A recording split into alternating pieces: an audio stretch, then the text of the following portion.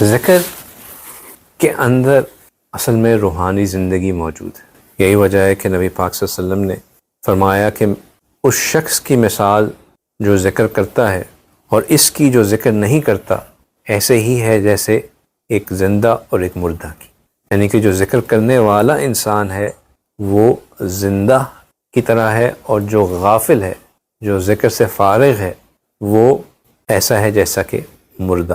پھر ایک اور جگہ آپ صلی اللہ علیہ وسلم نے بہت ہی خوبصورت انداز میں یہی بات کہ کس طرح ذکر سے انسان کے اندر ایک لائیولینس آتی ہے، ایک جان آتی ہے۔ آپ صلی اللہ علیہ وسلم نے فرمایا کہ غافلین میں بیٹھ کے اللہ کا ذکر کرنے والا ایسا ہے جیسے فرار ہونے والوں کی جانب سے دشمن کے ساتھ لڑنے والا شخص ہو، اور جیسے خزاں کے موسم میں خشک درختوں کے درمیان سرسبز درخت ہوتا ہے، اس طرح غافل لوگوں کے درمیان بیٹھ کر ذکر کرنے والا انسان اللہ کی نظر میں حسین اور اچھا معلوم ہوتا ہے۔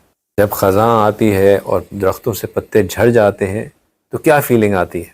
یہی فیلنگ آتی ہے نا کہ درخت بے جان ہو گئے، مرجھا گئے، مر گئے، ایسا ہی ہے نا۔ لیکن اگر کوئی درخت سبز ہو تو اس کو کہتے ہیں کہ یہ بڑا جاندار، لائیولی۔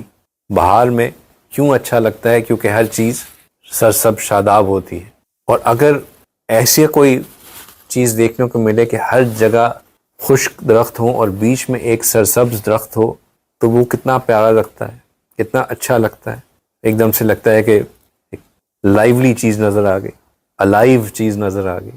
تو آپ صلی اللہ علیہ وسلم فرماتے ہیں کہ جو شخص ذکر کرتا ہے غافلین میں بیٹھ کر، وہ اللہ سبحانہ تعالیٰ کو ویسا ہی حسین نظر آتا ہے جیسے ایک سرسبز درخت سوکھے ہوئے، مرجھائے ہوئے درختوں کے درمیان موجود ہو۔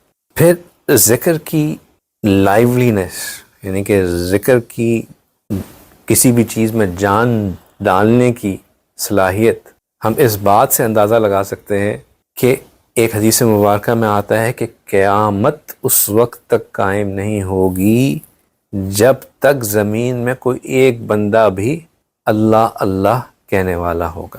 لا تقوم الساعة حتى لا يقال في الارض اللہ اللہ۔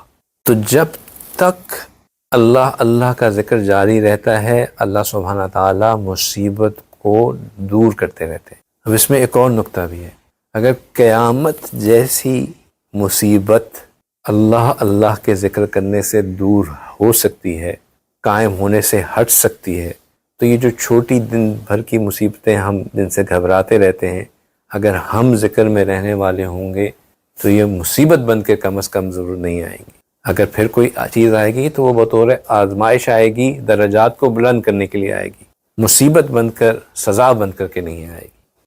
ایک اور حدیث میں آتا ہے کہ آپ صلی اللہ علیہ وسلم نے فرمایا کہ اللہ تعالیٰ اسرافیل علیہ السلام کو حکم دیں گے کہ اگر تم دنیا میں کسی بندے کو سنو کہ وہ میرا نام لے رہا ہے تو سننے کے بعد سور کو پھونکنے میں 40 سال تک تاخیر کر دینا، یعنی کہ اللہ کا ذکر مصائب کو ٹال دیتا ہے اور ایک لمبی مدت تک ٹال دیتا ہے۔ تو جو بندہ ہر وقت اللہ کا نام لینے والا ہوگا، اس کی دنیا کی مصیبتیں اس سے کیوں نہیں ٹلیں گی؟ ضرور ٹلیں گی۔